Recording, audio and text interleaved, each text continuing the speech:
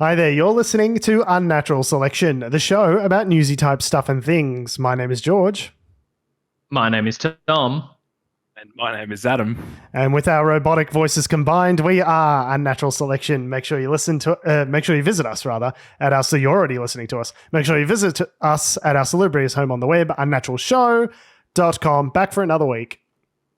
Or another week. I mean, we've also got Daft Punk on the line as well. So, Daft Punk, if you want to just sing some lyrics for us. Mm-hmm. Yeah, we've got both of Daft Punk in one person. Both of them. I mean, yes, in one person. mate, we broke up, remember? We don't sing shit anymore. Daft Punk disbanded. It explains why his camera's off. Tom, could you just say better, faster, stronger for me, please? Better, faster, stronger? No, it's not doing it now. When we want the joke to work, it doesn't work. God damn it. Nah, I think my ping is aware of the comedic timing and just refuses to play by your rules. And you can't control the ping. The ping one more time, they'll be like, no. That was good. That was pretty close. But it's all right, George. You might get lucky. Hey, hey, references. It's good. You're right, Tom, in that the NBN does have exceptional comedic timing in that it is arrived several years too late and far too poorly. Top story this week. America didn't slide completely into autocracy. Yay! Yay for partial democracy. You want America slide a little bit into autocracy, but not as much as people thought, and so we're counting that as a win. America reminds me of, do you remember that? Putting their toes into Armageddon. Yeah, just a sousant of Armageddon at Christmas.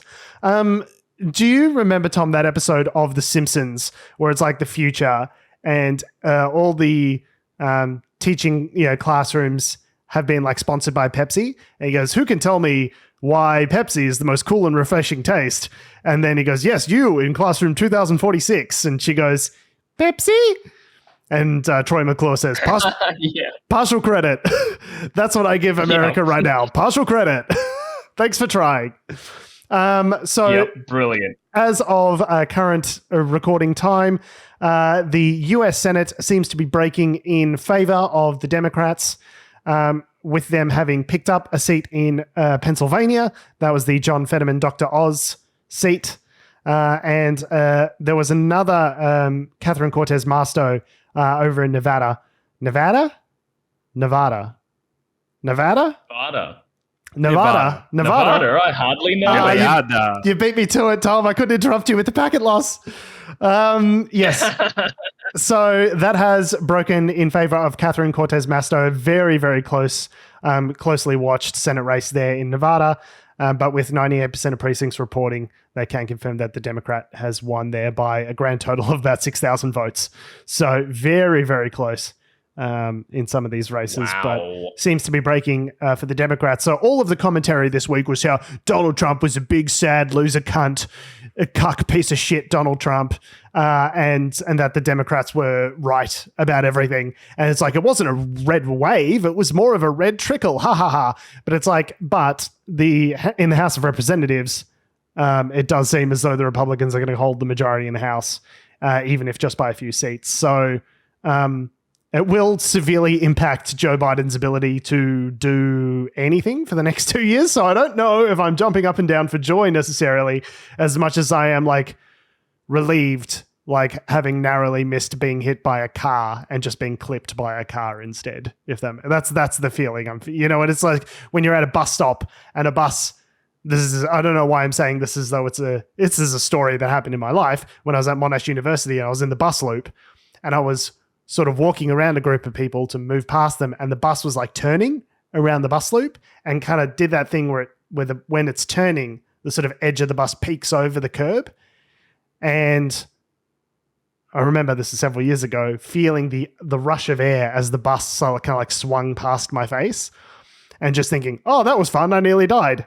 That's the feeling I have now. Yeah, it's definitely a thing of like things aren't going to get better, but the world's not going to end for 2 more years. Yeah. So what we're alluding to here, I guess, is the fact that without control of both houses, you're unlikely to get to do anything. Crazy, fucked, weird laws being passed without really any, I guess, objection.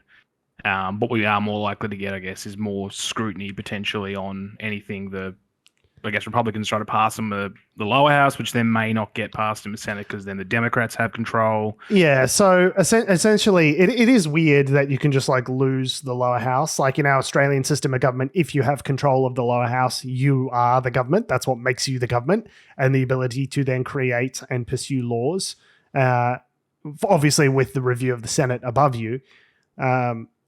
So it is weird in the American system. You can have a minority in the House and then still be in control of the White House and the Senate. It is kind of like a problem in the sort of structure of American democracy that things are so permissibly broken most of the time.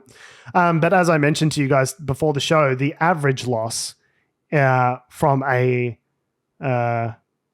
the party who's in control in a midterm election is generally around 28 seats. And it seems to be that in the House, they're probably going to lose maybe about 7 seats at the current counting. So enough to give the GOP a majority, but not a very significant majority, which hopefully will curb some of their most excessive excesses.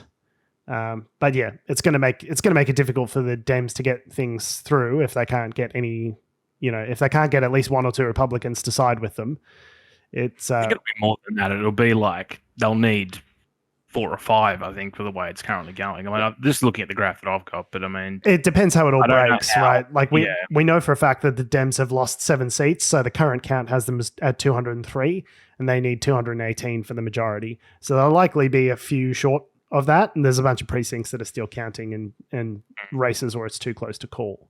The other thing being in the Senate, like if they've only got a lead of 1, what happens if one of those people is ill, sick, off? Like, isn't one of them like the guy who was going up against Dr. Oz? Isn't he a bit unwell as well? Yeah. So John Fetterman had a stroke about 5 months ago, which was pretty debilitating from all accounts. He was in a debate recently against Dr. Oz, in which his performance was sort of questioned. People were sort of questioning his fitness for the office. He was sort of he had a sort of trouble with auditory processing and sort of understanding some things. But yeah, so I mean, it is entirely possible that someone like that with a bunch of health problems could conceivably be out of action for a while. But he seems to be recovering, and from everything that I've heard on it, it seems like he's going to make a full recovery. But in the case of a tie, it actually leaves them presumably in a better situation than what they were before regarding the Senate, the Democrats. Because previously it was a 50-50, and then Kamala Harris, the vice president, would have to come down and break a tie in order to get anything through.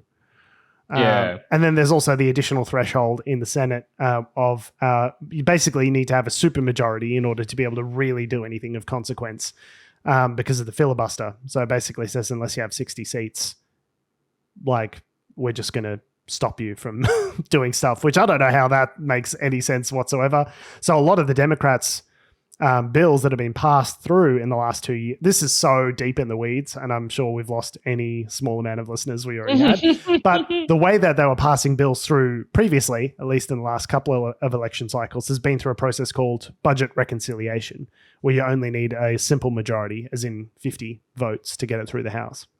To get it through the Senate. So it's basically the Senate can't do anything unless it's a budgetary spending measure, and you get to have one or 2 cracks at that a year, depending on which Senate parliamentarian you ask and what they consider as being part of this. So there's all these the last 2 years, there's been all these crafty ways to tie bills to government spending, and that's how they get stuff passed. But yeah, what results from that is you have these really big omnibus bills that have got a lot of stuff in them, which might, cause controversy and division, and may not get the whole package passed. That was the whole thing with the Build Back Better scheme last year, which had on too much crap. They basically loaded too much crap in there, and you lose 1 or 2 senators like Joe Manchin or Kirsten Sinema, and all of a sudden the whole thing's in peril and doesn't get passed. Now, what they subsequently did is they peeled back some of the more controversial provisions and just like quietly passed it behind the scenes as the Inflation Reduction Act.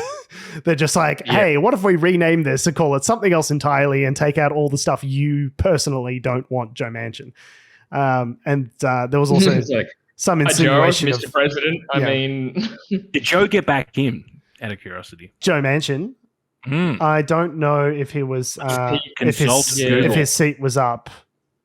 But not all of the Senate were up for re-election. Yeah, so it's only a certain. It's the same as here. It's only a certain portion of the seats are up for election each cycle. So, I don't think he was up. By looks of it, I think he's still. Joe Manchin is very, very popular in West Virginia because he's a Democrat, but also he likes country roads. He swings country road, take me home. No, he's a very conservative Democrat and sort of manages to walk that line fairly well, from what I understand, in his home state. It's not like as though you'll replace Joe Manchin and you'll get like, hero of the Soviet Revolution, Alexandria Ocasio-Cortez instead. You'll just get another white guy who also owns a coal mine if you replace him. You know what I mean? Like that's the constituency there. So, so headline takeaway news is, turns out when you cancel student debt and protect women's right to choose and do good things for the people that you represent. Say you'll protect a women's right. Yes, but it very much annoys me seeing Joe Biden say, vote for us in the midterms and we'll codify Roe v. Wade. I'm like, well, why haven't you been trying to do that all this time? Like for decades, Joe, you've been a politician for a long time. That's fair, but also like Asshole. Until Roe v. Wade was overturned, no one really thought they needed to codify it. Well, yeah, law. but You know what I mean? Like, all the stuff that we, I guess don't want to rehash that conversation again. But when the Supreme Court overturned it a couple of months ago, we talked about how this has been the Republican plan all along, and it's been clear as day. Like this is what they've been wanting to do. It's like they knew they were trying to do it. So if you codified it, they couldn't have done it. Yeah, but, and that's the whole thing with getting conservative judges on the court, and that's basically the Faustian pact that the GOP made with Trump. It's like, okay, we'll support you as long as you appoint a bunch of conservative batshit judges to overturn Roe versus Wade. And he's like, okay. He's like, all right. Sorry, where's my Diet Coke? And he's like, seriously, that's it? That's all you guys want? They're like, we just need a warm hand on the lever. We honestly don't care who it is. Just give us our judges and our tax cuts. So, it seems as though things are more fucked for the Democratic Party than they were 2 weeks ago, but not substantially more fucked. Less fucked than everyone was saying it was going to be. So well, I mean, they wouldn't. They were not really able to get anything passed, and now they'll still not be able to get anything passed. But I think what they were saying last time was they can't get anything passed at the moment, and then after the midterms, it'll be free reign for the Republicans to just shove their nuts in the world. But that's not what's happened. So, it does go to show you that like people were saying like, oh, Joe Biden's just doing these cuts to student debt in advance of the election because he wants people to vote for him. I'm like, that's how it works. Like that's what being that's what being a politician is they're supposed to give you shit that you want in order for you to vote for them. Like that's how it works, mate. Like it turns out delivering for people and makes them want to vote for you. What a radical idea. Maybe here's a crazy idea. Maybe if we deliver for them more and help out people at the bottom, maybe they'll want to vote for us even more than we've had them voting for us in the past. It's a crazy idea. It might just work. I don't know. Let's see how it pays out for them. Speaking of, let's see if things pay off for them. Our own election is coming up soon. Here in Victoria. I say here in Victoria. I'm in New South Wales at the moment. But the Victoria, the home of Melbourne, is going to have their state election in just under 2 weeks, November 26th. Yeah, it's going to be well, I mean, it's already being a bit of a shit fight because really it just seems to be Dan Andrews versus every media outlet ever. Like, we're not even really hearing from specifically the opposing party, the Liberal Party, or its opposition leader. We're just seeing the media be like, hey, remember all these fuck-ups from Dan Andrews? Or, oh, hey, here's the staircase that fucked Dan Andrews back like a year ago. Oh, but we lost Tom. He's gone. He's dead. Yeah, it's Sorry, been. Tom. Sorry, Tom. Hope you can hear us and you stop talking and don't talk over us. We'll play. There was a really controversial advertisement leading up to this. Leading into this state election, which forced Matthew Guy to sort of defend his position. And I thought it was a teensy bit fucked. So I thought I'd play it for you guys for your enjoyment now, if you would like. Go. I will. Okay, Remember when we hit the streets to protest against Daniel Andrews' world record lockdowns? Remember when Andrews forced us to get the jab or lose our job? Now even our own unions are admitting he's a prick. Don't let him get away with it. Put Labor last. Authorised by C. McQuestion, Liberal Melbourne. Wow. I fucking hate political ads. I Wow. fucking hate it's so bad. Just like, it's so brazen to just call your political opponent a prick. Isn't that a swear word which you're not allowed to do? How is that allowed? How is that? How is like I get the on top, like the double, you know. I understand like jab okay, and prick. jab prick. Maybe and maybe that's what they're banking on, but like it does seem like what a cuck shithead.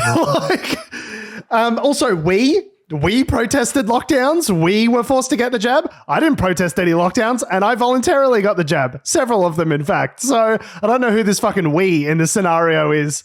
C. McQuestion, but that was quite a spicy commercial. It was forced Matthew Guy to deny links with anti-vaxxers and playing into that crowd, and which he obviously is. Like, I don't know what there is to deny in that respect. Like, he's obviously doing that. So, Did we get Tom back, or is he still? I should be back. Am I back? You're back. You're back, baby. I just played the commercial that said "Put Labor last" and called Dan Andrews a prick. Nice. Reaching new apexes of political watershed discourse. moments in political discourse in Australia. Yeah, absolutely beautiful. I was going to say, when did you lose me? Because I was on a goddamn roll. I'm so annoyed. Right at the start. Right at the beginning. Right at the start. Immediately. I was bringing up how one of the latest attack pieces being thrown at Dan Andrews up to the election was about the stairs that hurt him. Did you guys see this? You mentioned the picture and then we lost you. So I don't know what the stairs have anything to do with it. There was some conspiracy theory going around at the time that he pissed off some union boss and they threw him down the stairs. There was some conspiracy theory bullshit, which is one of the last things my dad ever said to me before he passed away. He was talking about, hey, did you hear this thing about Dan Andrews getting thrown down the stairs? And I was like, no, Dad. No, I'm sorry. Happen.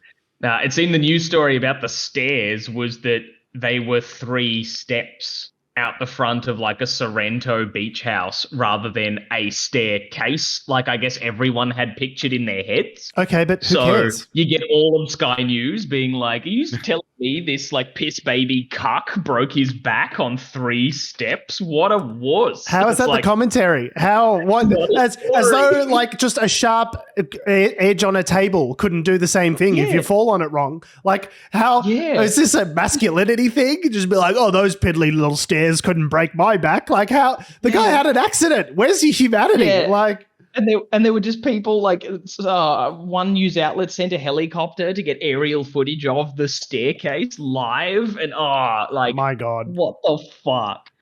Yeah, so it's every news outlet versus Dan Andrews this election was where I was going with that amazing role. But yeah, that ad's fucked. It's just cool. done a little Google search on Dan Andrews. In fact, I might even change Matthew Guy to Matt Guy. Let's just get the SEO trend. Is it Matt with 2 T's? Matt with Guy? 2 T's, as in doormat piece of shit. Yeah.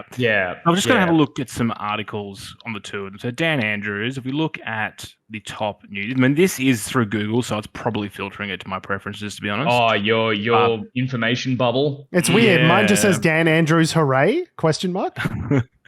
So we've got The Age. Andrews puts energy jobs, power bill relief at the heart of campaign launch. The next one down from Sky News Australia. Victorians are sick of Dan Andrews. And then the same article from the Geelong Advertiser. We're saying it's the same article on the Geelong Advertiser. Victorians are sick of Dan Andrews. Please believe us, Victorians are sick of Dan Andrews. It is literally like, I know you guys aren't massive like Chomsky fans, but I love him.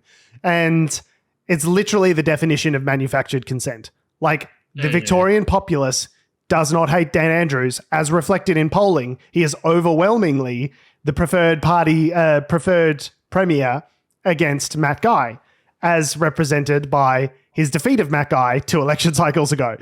People like and trust Daniel Guy more than the other guy. No, Dan Andrews versus Matt Guy. I was going to say, did you say Daniel Guy intentionally? I was wondering if you were going to go like, they trust Dan Guy more than Matt Andrews. Matt Andrews. No, that would have been an excellent gag if that's what I was going for. I just had a brain fart. No. Which qualifies me to be look, president of the United States, I would like to say. If we look up Matt Guy. Just let me finish my point. Yeah. Okay. Is that the whole thing, that this narrative that Sky News is trying to spin, saying Victorians are sick of Dan Andrews, okay, is a line of horseshit. It's not backed up by the stats. It's not backed up by the polling. It is a coordinated attempt to manufacture a narrative to get people to vote in the way that they would like them to vote. Now, I understand, like, we're just describing persuasion, right? Which is fine, but not when it's being conducted by a news organization which talks about being fair and impartial. Like, it is trying to create a scenario, create an impression in voters' minds that does not exist. And the word for that is the phrase for that is manufacturing consent. Trying to make it seem as though we all agree what this thing is, and so you should just go along to get along because we all decided, we all agree. This is what your opinion is. And it works. People buy it. It happens. But it's just poisonous and gross. Now, Adam, you were going to say something. Don't worry about it. You killed the byline. But what was your Google search? It was a Google search of Matt Guy, it's right? kind of relevant to what George was saying there. So it's roughly the same, although Sky News does have some bits and pieces that are critical of Matthew Guy as well. I think What, did he wear the wrong tie once? Well, no, I think if you look at the main thing that Sky His News dick is too big. They seem to like anything that has got sort of outrage might trigger some people. They like to sort of put it in there. So there was some stuff around sort of, like various inquiries into the Liberal spending scandal, or God knows what else is on there. But yeah, it is generally speaking, I think, the main thing the Liberals can really do to claw themselves back, and as evidenced in that ad, is basically try to attack the integrity of Dan Andrews and make him to look like he is some sort of quote unquote dictator or villain. And that's their entire election strategy. But I mean, that's exactly if you're number two, if you're Pepsi, all you do all day every day is critique Coke. Right? That's the whole strategy, is like, we don't need to prove that we've got any ideas or policies or things that we want to advance. We just need to convince you that the other guy is worse than us. So that's the strategy. It's just, and the really sick thing is that the Murdoch media is completely working hand in glove to facilitate that. They know that the more that they bash Dan in their coverage, the better it's likely to be for their guys. Right. And there's, documented evidence of, I don't want to say collusion, but cooperation between the Liberal Party and the media apparatus in the Murdoch media. Like, it's not a surprise. None of this is news breaking, but it is just like galling to see it in live coverage. Like, you realize the people who listen to the Murdoch media are in a completely different information ecosystem to us. Like, I remember maybe a year or two ago, do you remember Coon Cheese, the brand Coon Cheese? They changed their name.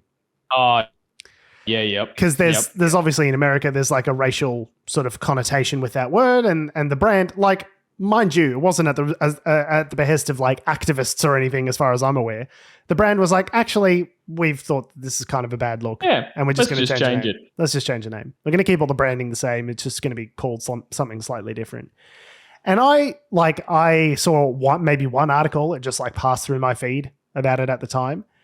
And then I remember speaking to my mum later on, and she was like incensed about the woke liberal media trying to there's cancel culture and they're making them change the name, and like was going on and on about all these different facts and figures about it. Like she was really upset about it. And I was like, oh, this is just like absolute grist for the mill. This is like fodder for conservatives. This like outrage culture stuff. It's like, it was such a passing non-story for me. I was like, okay, it's inoffensive. If you want to change your name, change your name. Great. Why would I care? Well, yeah. But on the conservative, in the conservative media ecosystem was this huge, massive culture war deal. And it was just so surprising to me at the time. I was just like, yeah, who cares? Yeah, it was the same as those Dr. Seuss books at the start of 2021, where I first heard of that story in like a media mill talking about how, we're canceling Dr. Seuss now, like, everything's gone too far. And it's like, well, no, they're obscure books. I can't even remember the names of them. Like, they're not Green Eggs and Ham and The Cat in the Hat and all that sort of stuff. Yeah, not the some hits. other random ones. It's not Freebird. But also the publisher was the one who decided, hey, maybe we'll stop publishing the ones that had some really racist stuff in it. Yeah. And that's it. And that's all it was. Like, no one forced them to do it. And the estate of Dr. Seuss was like, yeah, fair enough. Like, yeah, fair enough. Let's just not sell those ones anymore. We've still got the hits and they're fine. But no one was forcing anyone to do shit. They just decided not to publish them anymore. And it was like, nah, the fucking underground woke mob is behind it. Could you imagine if we actually had that much power, the woke mob? Oh, yeah, geez. The things we would change. It would not be Dr. Seuss, let me tell you that much right up front. The first thing I would be going after would not be Dr. Seuss books. It'd be like, hey, let's have universal healthcare. Like, if we really wielded as much power as they seem to say and think that we do, coon cheese would not be my first target. Let me put it to you that way. No, 100%. It's like, hey, we're putting dental in Medicare. We're doing free mental health care forever for everyone. Like, those would be the things we would change. The Greens have been standing on that, I guess, election pitch. I don't know, what sort of... The thing is with the state election is they can't really do a whole lot with those kind of promises. So they have to sort of try and find thin edges of the wedge for stuff that's within their jurisdiction. I know, like, Matthew Guy has announced, to release 150,000 additional lots of land now to suburban and regional areas to deal with population growth, which in itself isn't... The concept isn't necessarily bad, but if it's just adding to the urban sprawl, that's not necessarily good either. More urban sprawl. That's what we need. That's what all the experts say. We just spread out further. No one's really actually debating about the issues. Even the Labor's attack ads to the Liberals are just like, oh, Tim Smith crashed his car and he was drunk. And it's like, yeah, okay, but what's he playing? Can we actually discuss something on substance? Yeah, I wasn't going to vote for him anyway. Yeah. He's a bell end. Can you tell me, though, what you're wanting to do? Don't worry about old donut dick Tim Smith.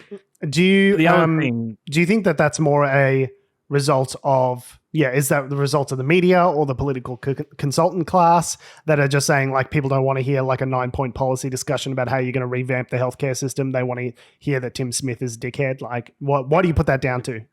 It's just emotion. You have to play to the people will vibe off things that make them angry or happy. So you've got to you've got to go down to the lowest common denominator, which will be, oh, that guy's a corrupt piece of shit. Which, and that's literally all they'll think about as they go into the polling booth. The thing that's kind of fucked about we're trying to keep us out for like 5 minutes, but the thing that's kind of fucked about this ad, particularly the Labor one, is the Liberal one attacking Labor, is that at the same time they've released that, there's also been, a 63% jump in COVID cases in the last week.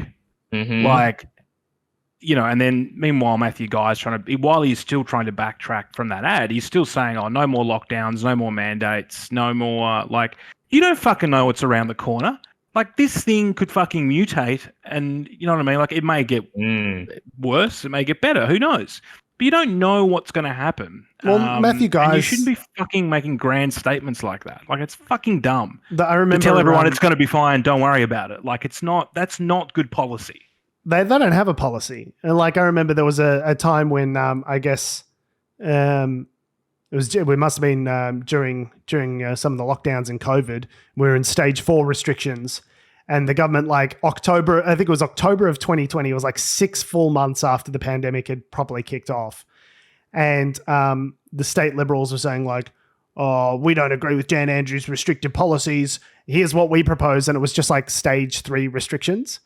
And it's like, well, that's what we had a week ago, and it wasn't enough, and that's why we're in stage 4 restrictions now. Yeah. It's like 6 months later, they came with a policy, and the policy was what Labor's doing, but slightly less. And it's like, oh, you guys don't have a fucking clue what you're doing. And also those restrictions you trashed at the time that Dan Andrews did them, and now they're your policy, even though they weren't enough. Yeah, it just proves that they're like completely intellectually dishonest. They haven't got a brain cell to rub between them. I have to say, like, with all of this said, I am slightly less enamored of Dan Andrews and his government than I was, in previous times around. But I think on the whole, I would much rather them be in charge than Matthew Guy and his cadre of intellectually dishonest, incapable assholes. So, like, those are the choices. There's not really any like clever thinking coming out of the Victorian Liberal Party at the moment. It's sort of it's like a black hole for ideas and innovation. It's just there's no big thinking basically. They're just taking the Tony Abbott approach of attack, and then hopefully we'll end up ass backwards in government somehow. And it's like, okay, well, if you've got nothing to add, nothing to contribute, why would the Victorian public trust you with the state when you've been completely unable or unwilling to articulate an alternative vision? Why would they then all of a sudden trust you? I think they're literally just relying on the fact that, like, well, can't stay in power forever. The pendulum swings backwards eventually. And then we'll be in charge. It's like, really? That's the plan? Is just go negative and wait till you're in power again? It's shambles. Yeah. Can we talk about the fall of the entire tech sector? Oh, yes, let's. Yeah, it's not good. So no, you go. No, I was just going to say, it's just been a shit time if you're a tech company, basically, over the last week. Or a person that is invested in tech companies, as full disclosure, I am. So Meta CEO Mark Zuckerberg has laid off 11,000 staff amid faltering revenue and recession fears. So it appears as though their attempt to break into the metaverse has not been as successful as they hoped. Who could have thunk it, except for 3 guys on a podcast on the other side of the world? Apparently we called it, no one else did. And Metaverse didn't want them. Yeah, well, I remember there was a report maybe less than 3 months ago that we talked about on the show, where it talked about a bunch of people who work at Meta were like, I don't really get what the metaverse is or what I'm supposed to be doing. Yeah. And I was like, that's a bad sign. That's a bad sign. As a shareholder, I'm not loving hearing that. Yeah, good luck convincing Joe Blow to use the metaverse if you yourself don't even understand what it is. And they're like, reports of people getting Oculus headsets, as part of their work, and then just like not using them because they're annoying. And it's like, that's not good. If the employees at your own company aren't even sort of, working with the tech, then it's probably not going to be the rapid growth area that you thought it was going to be. I understand why they, with the pandemic comes along and, there's a lot more working from home. I understand why you would think there's more need for virtual spaces, virtual meetings and stuff like that. But I just think the VR technology is fun, but I can use it for about 30 minutes before I want to projectile vomit. I bought an Oculus. I was very excited to use it. I've used it maybe, this is probably because I'm busy with work and uni, but like I've used it maybe a dozen times.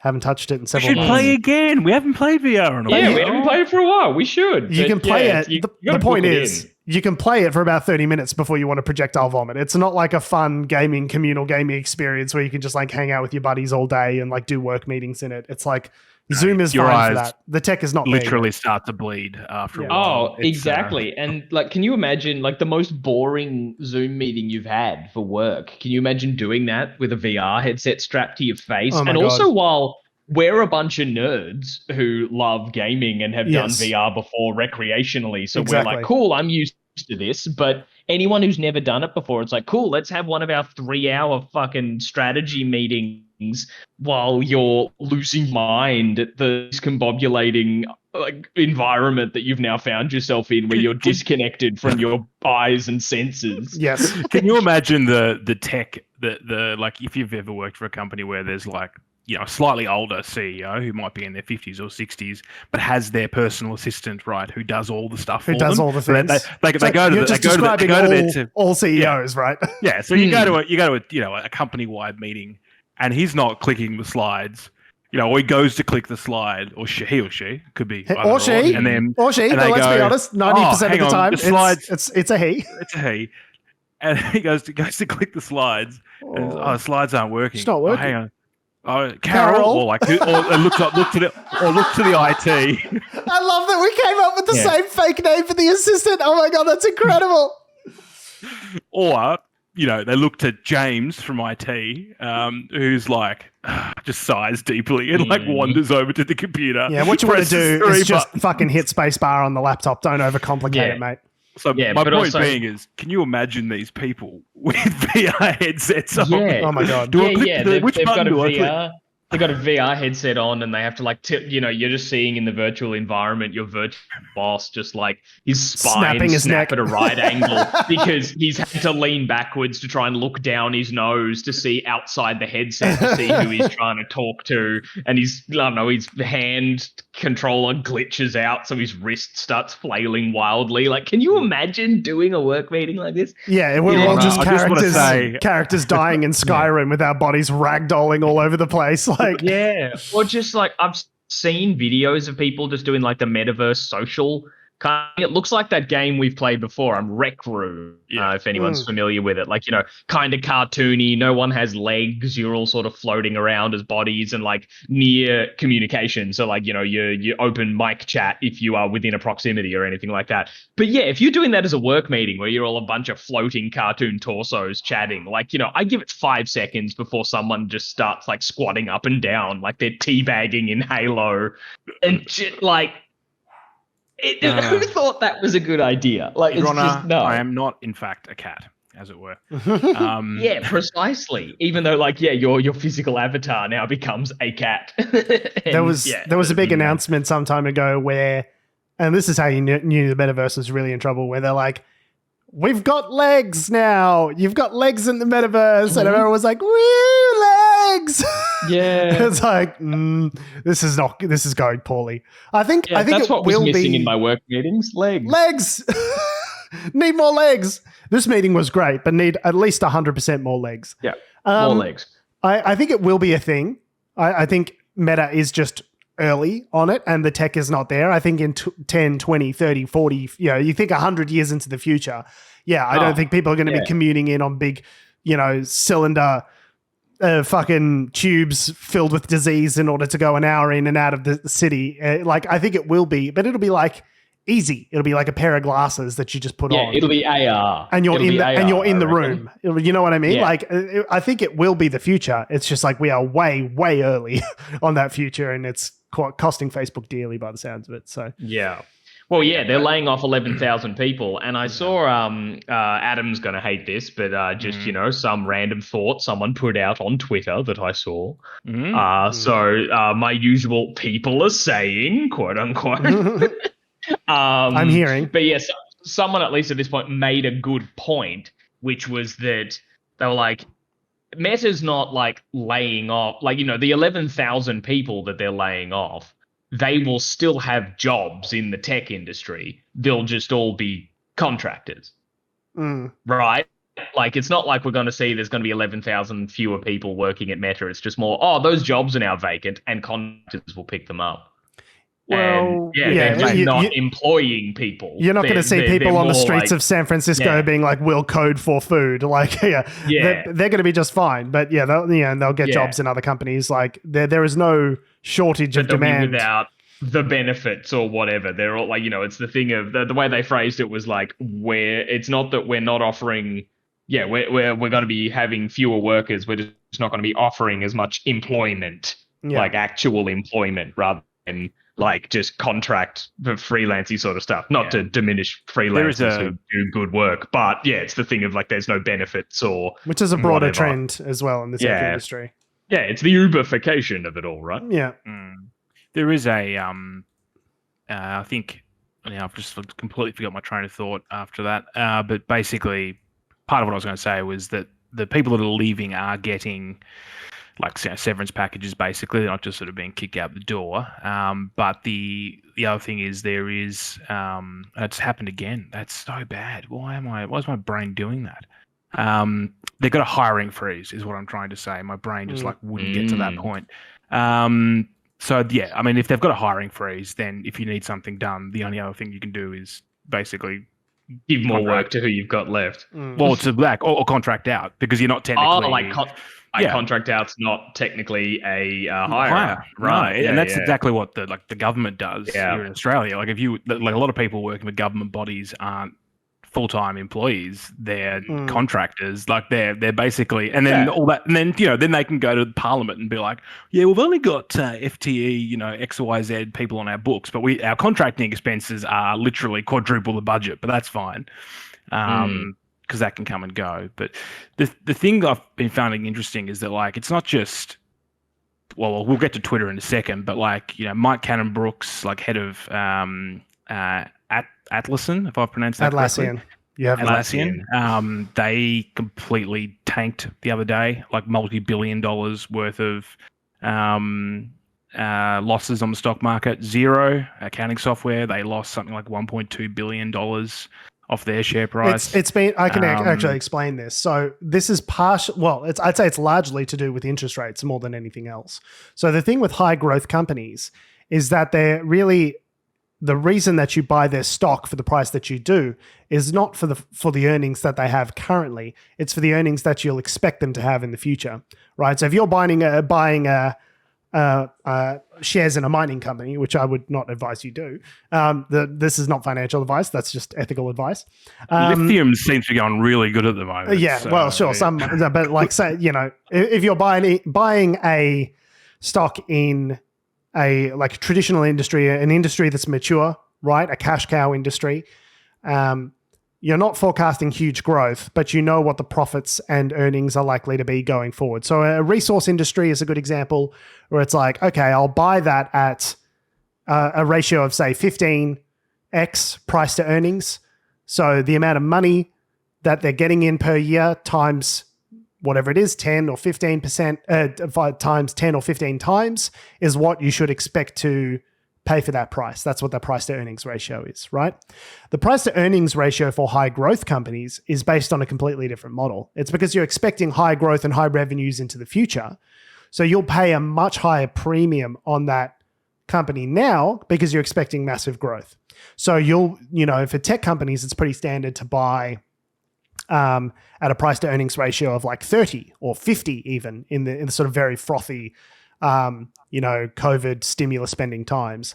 And what happens when you increase interest rates is you're effectively, they call it a discount rate. You're discounting the profits going forward by an increased amount. So if you think they're going to make $100 million in 5 years, but the interest rate is 6%, all of a sudden that $100 million in 5 years is worth a lot less to you than the revenues that you know for sure a company is going to have tomorrow because they're a traditional industry. So when interest rates go up and when inflation is high, it really damages these high growth tech companies in a way that it doesn't damage other kinds of companies. Because you're sort of basically all that amazing growth that we thought we were going to have is being sort of discounted, is being priced in because of the increased interest rates over time. Does that make sense? It does. Yeah, I get you. You got MBA'd, bitch.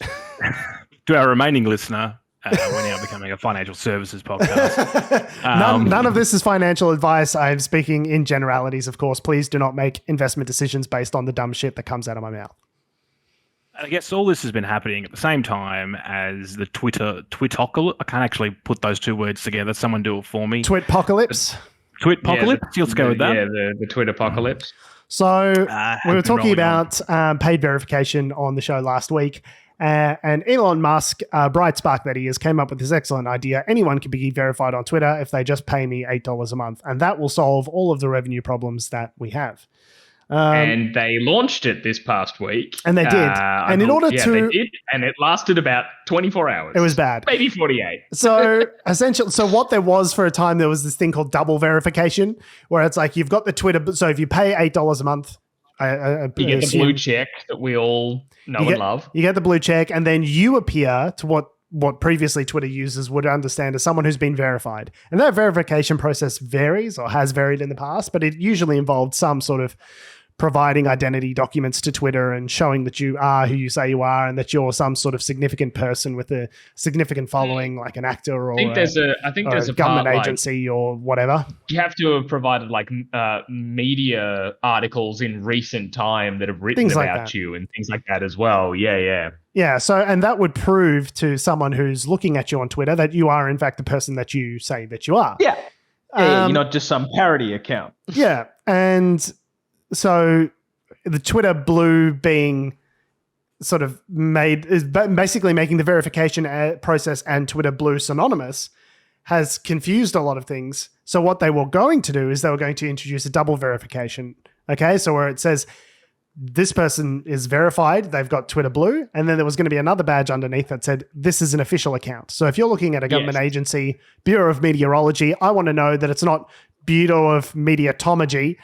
And I want to know that this is the official account. So there would be a separate badge to show that it's the official account. So basically the verification, as we understood it, the blue check mark, would just become basically evidence that you're a baller who plays money for Twitter for some reason. Yeah. It's proved that you had $8 at one point in time.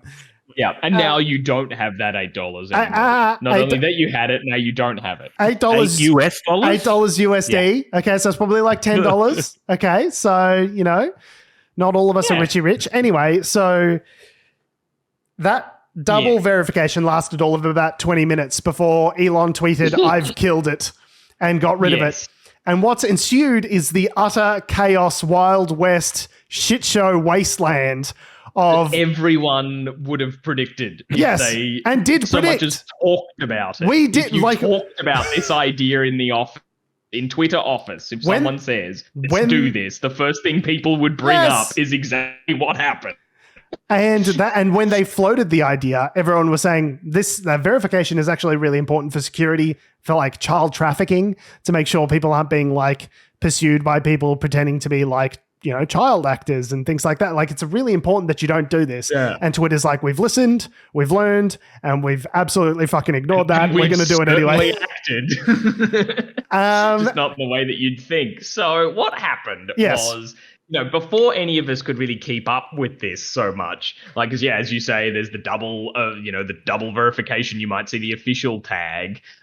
People capitalizing on the fact that if you see a blue check mark, you assume they're really them, started making a whole bunch of accounts that look kind of like either other people or businesses paying $8, and then they look effectively like they're the verified business and started to say crazy shit. A personal favorite of mine, someone made a George Bush account and under the gaming tag said, "Boy, I miss killing Iraqis." And then someone with a verified Tony Blair account said, "Same TBH," which was perfect, glorious. Someone made the real OJ and just said, "Not gonna lie, I did that shit," with the verified tick. Beautiful. Like, that's just great, like champagne comedy taking down monsters. But the real thing that was bananas was how this actually affected real companies involved. Yes. There were two major instances of this that I'm aware of. You guys might know some other ones, but one of the big ones was someone made an for the company Eli Lilly. Eli Lilly and Co. Is a pharmaceutical giant. They made an which was like at Eli Lilly and Co. when I think the actual account is something like at Eli Lilly, or no, like, it's you know, at something pretty LilyPad, close. which sounds At fake. LilyPad. It sounds which not actually real. sounds really fake. Good point. But yeah, so they made a fake Eli Lilly and Company account, paid $8, got that tick, and then just said, "We are excited to announce insulin is free now." Oh my God. Because they famously have been Overcharging for insulin. hounded a lot by how much they charge for insulin. Yeah, it's something like $274 for a 10 mil vial of insulin from Eli Lilly and Co. Yeah, right, Adam. Right, this medication that allows a lot of people to live. Yeah, $275 if you want 10 mils of it. If you want a shot of insulin, it's going to cost you nearly $1,000. Yeah, diabetes people deserve to live, but they got to pay. Yeah, but they better be fucking rich. But yeah, so tweeting that out as the fake verified account tanked their stock price.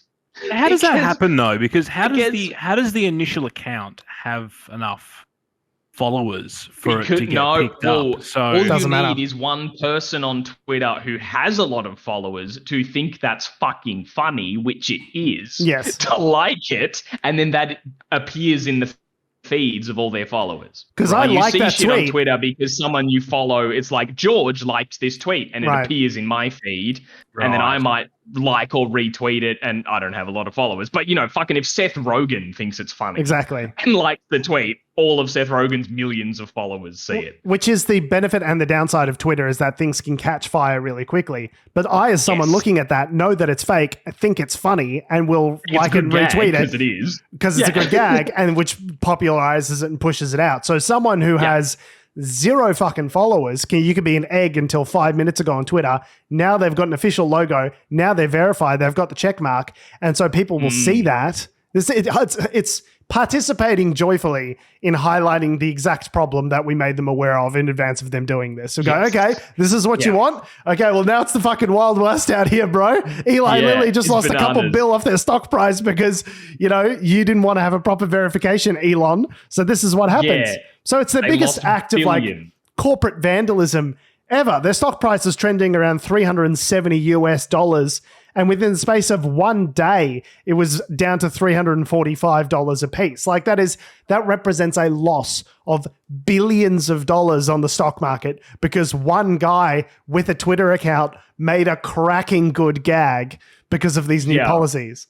Yeah, because one guy on Twitter had $8 and a dream, you knocked billions of dollars off a pharmaceutical company.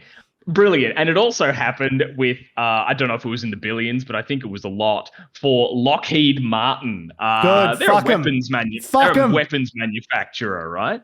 Fuck Lockheed Martin. Fuck Boeing. Fuck Nintendo. Fuck all of these companies. It's so delicious. It's like graffitiing on a billboard on a global scale. I'm so in love with this. The Lockheed Martin tweet was very funny, where someone made a Lockheed Martin verified account and said, we are halting all sales to Saudi Arabia and Iran and the United States until a thorough investigation into their human rights abuses is conducted. And just their share price tanked. Very fucking funny. Anyway, warrior for free speech, Elon Musk then subsequently tweeted, going forward, accounts engaged in parody must include parody in their name, not just in bio. And anyone falling afoul of those parody rules will be banned. But then every comedian in the world changed their name and photo to Elon Musk and started saying things like, I like sipping piss, this is parody. I am Grimes did not ever say my dick was weird. Things like that. Everyone did that. But also, they said, it has to have parody in the actual name of the account, not just the bio. But also at that time, they blocked the ability to change your name. So anyone who breach of that rule couldn't add parody.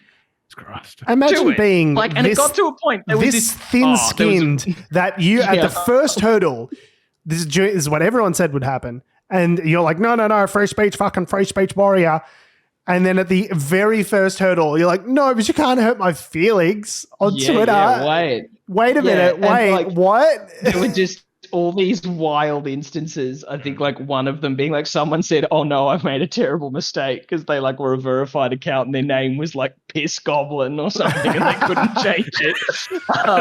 And then another one, I think the musician, outstanding. The musician, Doja Cat. Yeah. Doja Cat. I saw that one. That was great. Changed her name to Christmas and was like, fuck, I can't change it back. And she directly like atted Elon to be like, what the fuck? Like, why can't I change my name? And he replied saying, you should be able to change it now. So she changed it to Elon Musk. Like,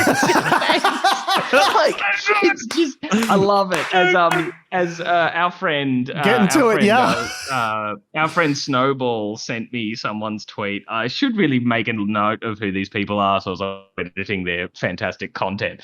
But someone just tweeted out saying, why would I leave Twitter? I have a direct line to the world's richest man to make him miserable every minute of every day. Yes. It's free. I don't even need to pay the $8, although I would pay $8 for that privilege.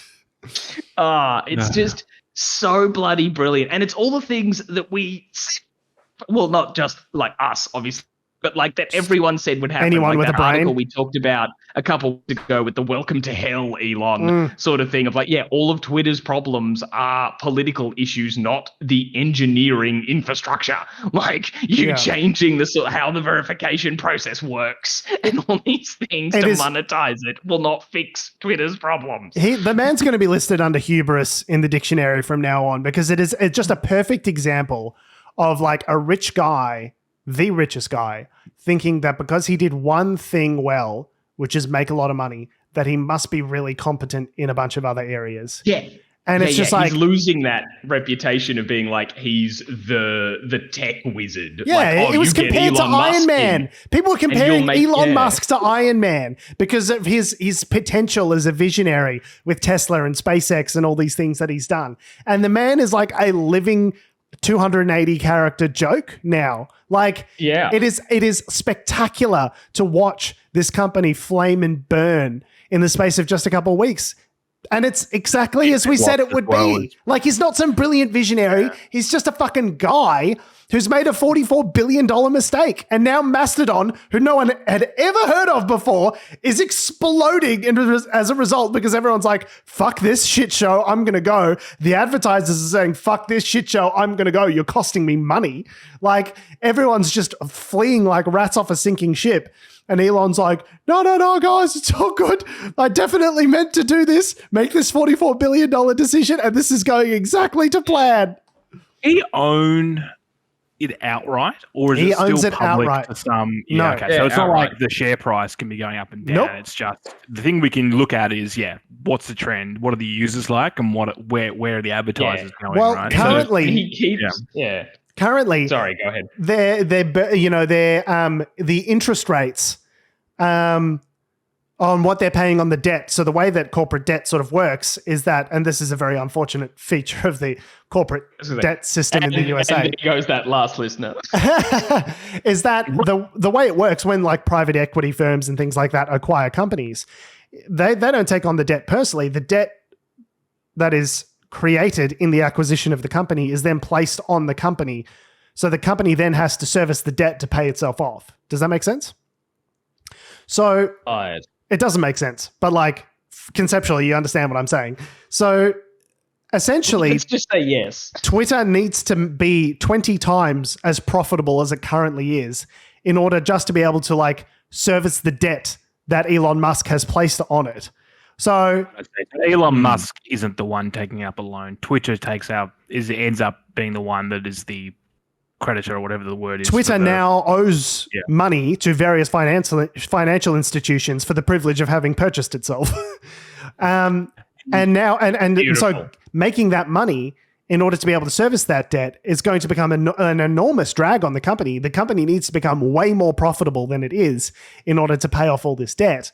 And it seems like if users and advertisers are fleeing the platform, there doesn't seem like a very credible way to do that for Elon Musk. So he might just be left holding a company that was worth $44 billion when he acquired it and is now worth nothing because no one wants to be on it. He might just be holding Twitter's IP at the end of it is their intellectual property. If all the staff and all the credible people that work on the technology are gone, if the users are gone, if the advertisers are gone, what is it except a very expensive blog?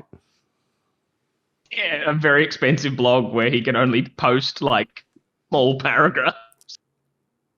Yeah. So the ship is Theseus, where it's like if you take away all the components to make up the company and you replace or do not replace them, as it were, in this case. But the thing with Theseus is ship. You still end up with a ship. You still have a ship. You still have a ship at the end. The problem with Twitter and that analogy is there is no Twitter at the end of it.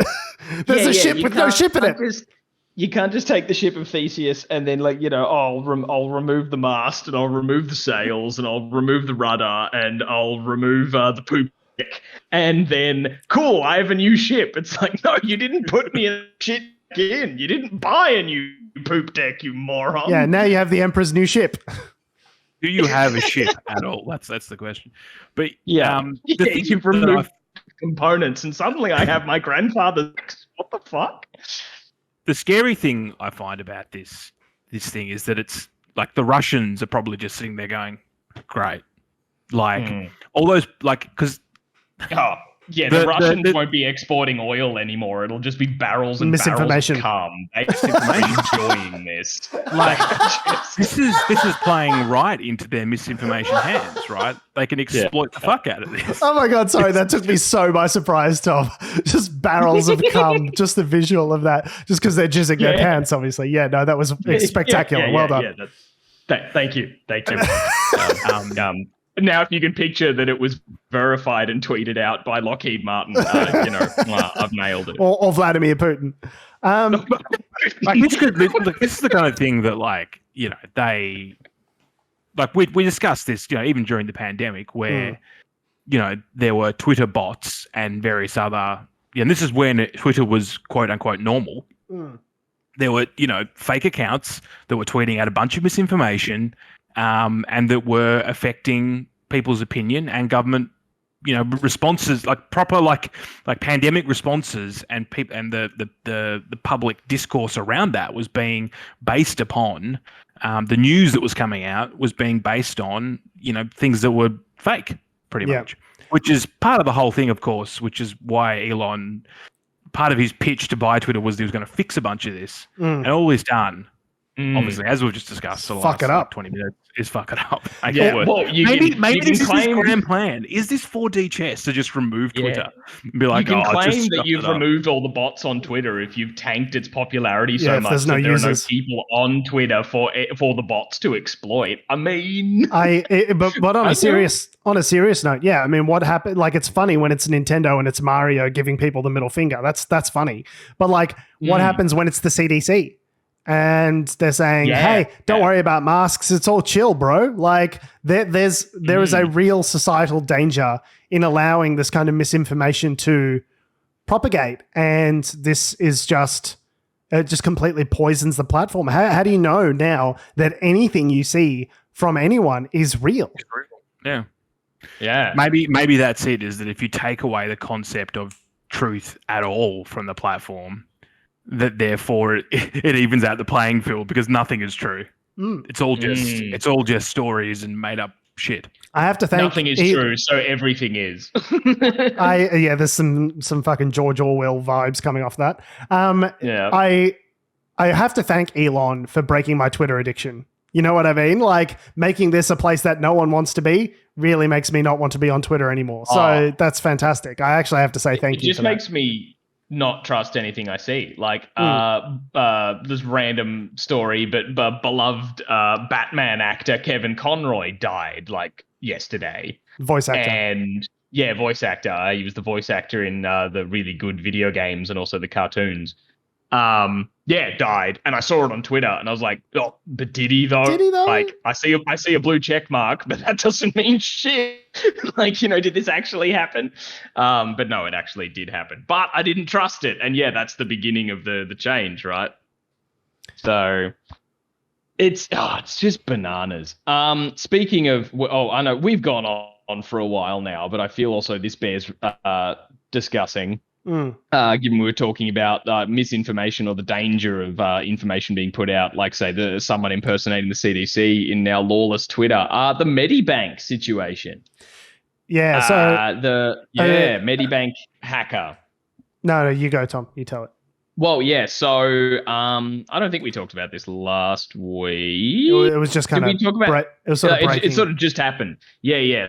Medibank was hit by a massive hack, so like a real one, not the Optus fuck up. Like stuff actually breached by people who seem to know what they were doing. And the hackers have now, they got shit tons of customer data, and they have a $10 million ransom. Or actually, I think they said a discount of 9.7 million, which would equal out to about a US 9.7 million, which would be $1 per customer's data. That's nice. That they took. Poetic. So yeah, wow. But yeah, they. For you, my friend, we do very special price. Only $1, and you go fuck yourself. Yeah, because as we all sort of talked about with the Optus thing as well, as like this can have ramifications on your credit reports if just someone picks up your shit on the dark web and tries to try to get credit cards or whatever, and it just becomes, as Adam detailed, both for him and his partner, of like going through the identity theft crap and all that's kind of just bullshit and frustrations. But the extra thing with this being a health insurance company is all those kinds of health details or like medical procedures that have been undergone. And part of the threat that these hackers have brought up to further kind of push the definitely please pay us our $10 million is that they are threatening to put out the details of people who have had abortions. No, not they're threatening to. Onto the dark web. They've done it. They've released a cache. They've done it already, have they? I don't know if it's the full data set, but yeah, there was a cache. Okay, I thought that was just part of like, this is what we're going to do. And it's like, I think people need to realize what the ramifications of that is. Like, this isn't just someone might open a credit card. It's like you tell the wrong people who have had abortions, and there are people who, and we've seen it, are really militant about harming and harassing people who have had abortions. You could get someone fired. You can get them blackmailed. Like, this is beyond get them killed, just like you like tell the wrong person. Yeah, I can't think of a more fundamentally evil way to spread a person's information than to reveal private medical details. Like, it is the most profoundly evil hack and release of data that I've ever seen. And yeah, I mean, Minister for Cybersecurity Claire O'Neill was talking about it this morning on Insiders, and she was saying, obviously they've advised not to pay the ransom, especially given that there's no way to guarantee that any of that data is actually deleted, and it's already, like, reports of it from the Australian Federal Police suggest that it's already spreading around the dark web for sale and resale. That's how these things work.